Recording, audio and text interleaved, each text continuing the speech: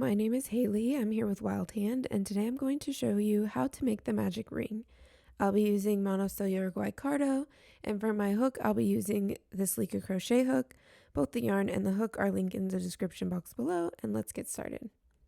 So you want the tail of the yarn facing you, and your working yarn is going to wrap behind your hand, and we're going to make this X, like so. So my working yarn is over my tail and it's now on the left side of these two pieces of yarn. So here's my X, my tail, and there we go. Then I'm just going to grab it with my thumb just to keep it secure. So I'm going to take my crochet hook, I'm going to come under the right and grab the left, bring it under, and then I'm going to make a twist.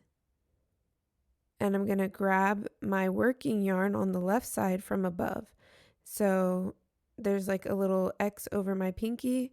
I want to grab the left side of that X. And there we go. So I'm going to grab that and chain one. From there, I can pull that tight.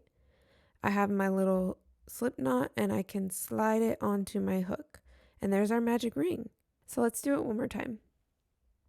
I have the tail facing me and I'm wrapping my working yarn to the left to make that X. I'm going to come under, grab the working yarn from below, and then grab it again from above and chain one. Pull it tight, pull it onto my hook, and that's all there is to it. You now have your magic ring. You can chain as many stitches as you need to from here, or you can work stitches into the magic ring, whatever you need to do, and then you can grab your tail and pull it tight. If you found this video helpful, please give it a like and don't forget to subscribe to our channel to catch all of our future videos.